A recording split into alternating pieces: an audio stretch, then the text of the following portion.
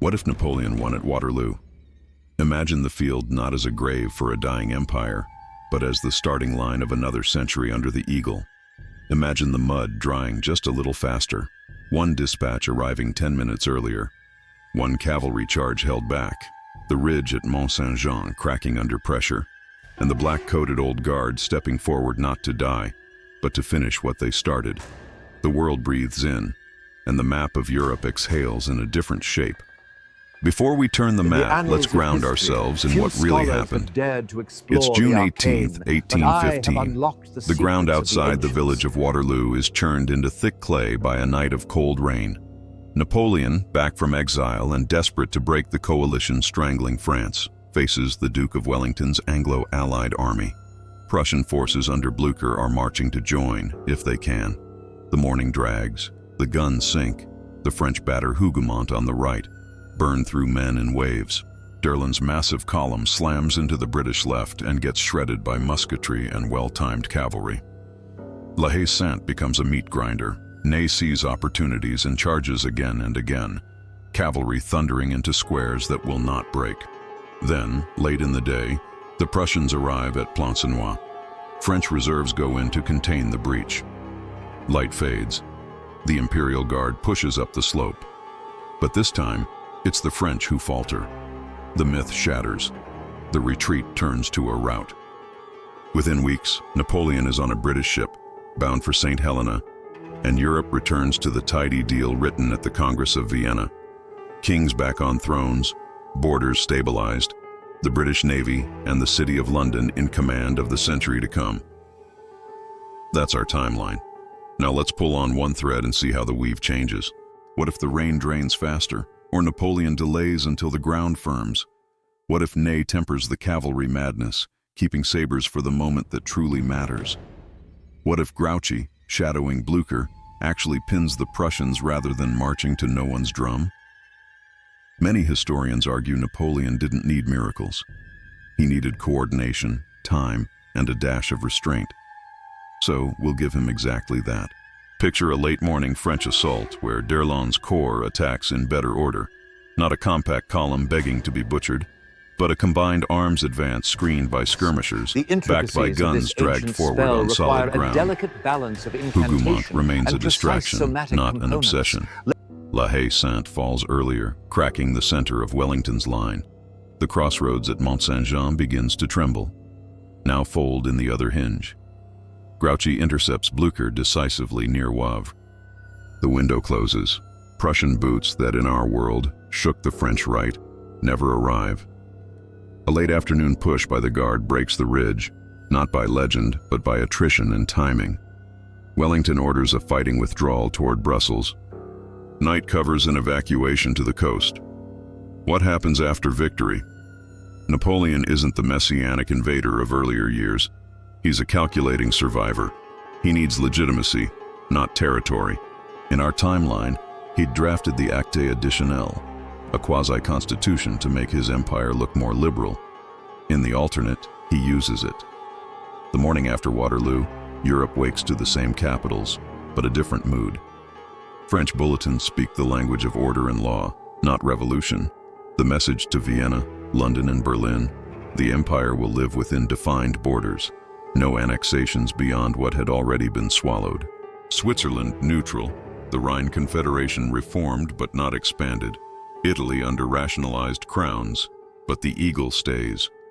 Austria, the empire that fears Russian dreams more than French laws, blinks first. Metternich understands fatigue and calculus. He hates Napoleon, but he hates chaos and Russian triumph more.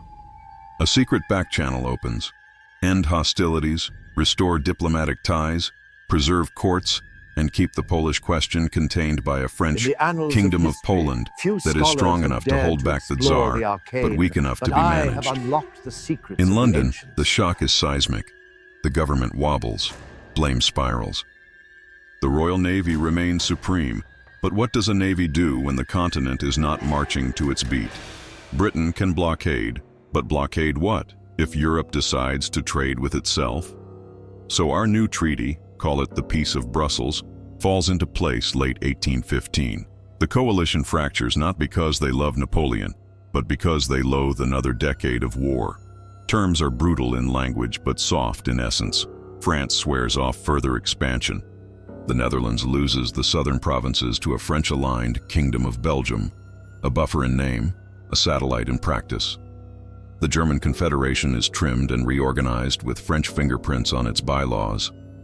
Prussia licks its wounds, its ambition tied down by paper and by quiet, watchful Austrian hands. Russia growls, but distance and logistics whisper restraint. The Tsar is powerful, but his armies cannot magic themselves into Paris. Here's the first major consequence.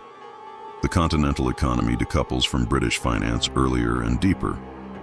Instead of London as the gravity well for credit and insurance, Paris and Amsterdam, folded into a French sphere, co-host a continental capital market. The Banque de France, disciplined and technocratic, becomes the model for central banking in allied states. Tariffs within the French orbit drop. Outside, they rise. The result looks like a proto-European customs union decades before the Zollverein, but with Paris setting the rules. Coal from the Ruhr and Wallonia flows on French gauges. Iron foundries in Liège and Saint-Étienne hum into the night. École Polytechnique engineers are shipped to Stuttgart, Milan, and Warsaw to copy the French trinity of merit, math, and machines. Britain still innovates, but it's selling fewer machines to fewer markets. The islands answer? Double down on empire.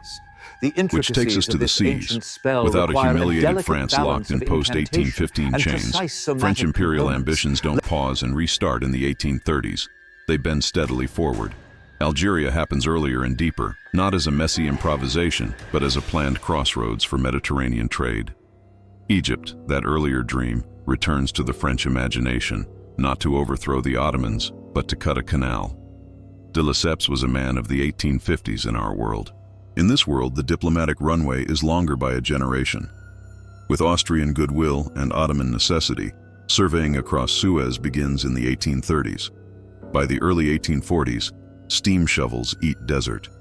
The British Navy can blockade the Red Sea, but the continent doesn't need the Royal Navy to ship lion silk to Bombay if the canal is French policed and continentally financed.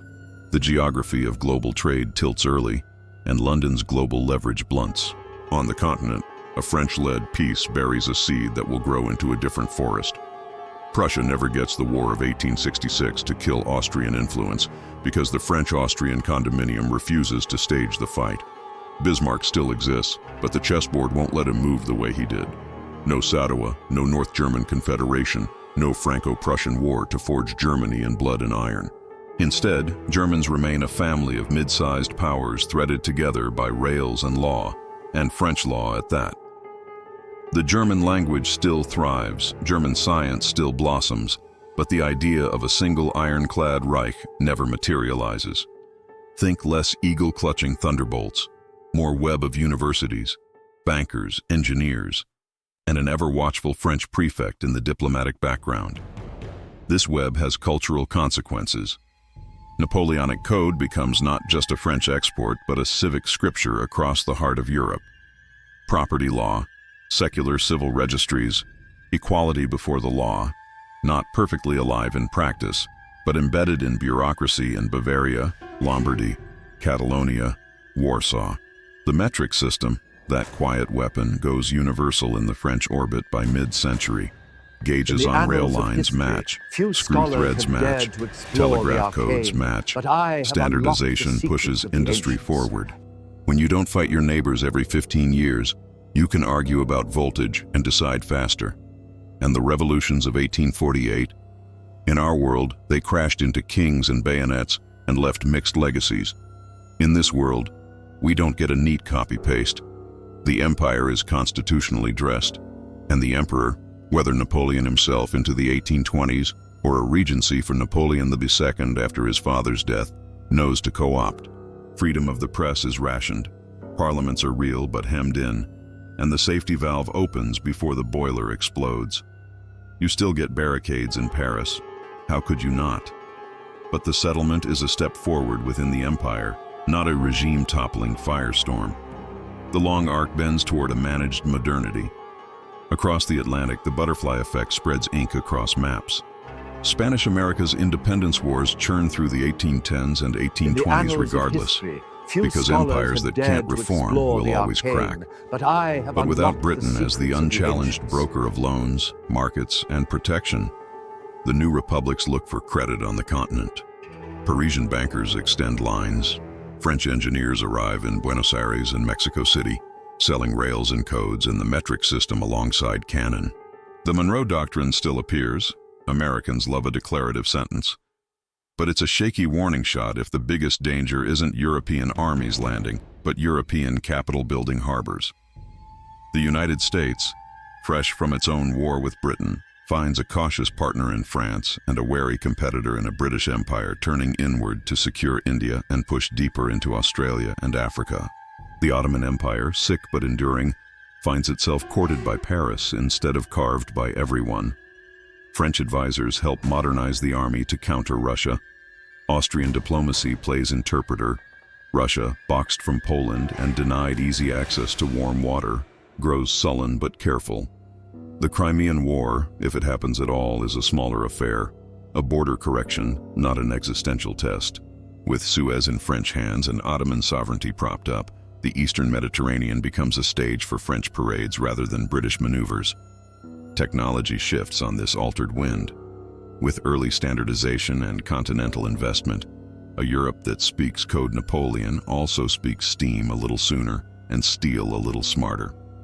The first cross-border telegraph networks link Paris to Warsaw by the 1840s and to Milan and Barcelona soon after. A Europe that doesn't blow itself apart in the 1870-1871 conflict spends those years laying fiber and forging tools. German physicists still discover. British tinkerers still tinker. But funding flows increasingly through Parisian committees. The Eiffel Tower may still rise, but it would be less a boast of national revival and more a statement of comfortable long-term dominance. You feel the darker side too. Hegemony has a cost. A French-led order keeps a lid on inflammable nationalisms. That means Poles asking for a Poland with teeth, Italians dreaming beyond client kings, and Germans yearning for a single flag, all run into soft power and hard gendarmes. Censorship won't vanish under tricolor banners. Colonies will still bleed. Algeria, Indochina, West Africa, an earlier, steadier French imperial expansion means an earlier, steadier machine of extraction.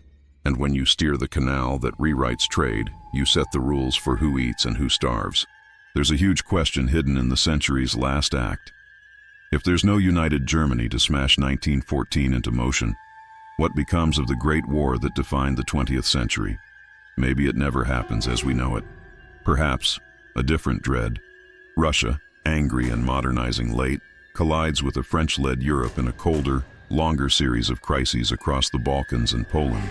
Or maybe Britain, cornered by canal politics and locked out of continental markets, tries a grand naval squeeze that sparks localized wars at sea and in colonies, never quite igniting a global inferno, but always threatening to. History doesn't guarantee peace when you remove one match. It just changes where the sparks land. Quick mid-roll. If you were Metternich in 1815, would you negotiate with Napoleon after Waterloo or fight to the end? Drop your verdict below. And if you're enjoying this alternate path through history, tap like and subscribe so you don't miss the next world that almost was. Let's zoom back to the moment, the literal boots in the mud. The power of Waterloo isn't just cannons and courage. It's contingency. The storm the night before, Ney's impatience, Grouchy's hesitation, Derlin's formation, the farmhouse walls holding 1 hour longer or shorter. In our alternate, Napoleon learns from a decade of overreach and chooses politics over plunder. That's not hero worship. It's a practical mind reading a tired continent. Even his worst enemies respected his administrative genius. Give him the win, and he might finally use it to stop fighting. In that world, Paris becomes the capital not of revolution, but of regulation. The street lamps shine a little brighter. The prefects file better paperwork. The rail tickets print in centimeters. And English becomes a global language alongside French, not sitting alone at the head table. Students across Europe might memorize French legal phrases the way the modern world memorizes English business talk. The City of London still rattles coins, but it does not set the price of every dream. The British Empire still builds, but it builds under a cloud. A world where the fastest route to India runs through a canal guarded by men in blue coats and kepis. We often talk about great men as if they are metal rods stuck into history's soil, lightning guaranteed. The truth is messier. A night of rain can fuzz the wires. A single staff officer with a better map can redirect a charge and thus an empire. Waterloo is one of those rare hinges, an afternoon that decides a century. We are lucky and haunted that it went the way it did. Lucky because the British-led order that followed brought certain freedoms, certain institutions, and, yes, its own empires and crimes. Haunted because the alternative would have made a different set of winners and losers, and there's no timeline where everyone drinks to the same toast. So picture the painting hanging in a museum in this alternate world. The title reads, "The Return on the Ridge." The guard, faces grim, step into smoke that parts just enough to show a square cracking, a flag falling. In the distance, a city of spires waits to be renamed by the century.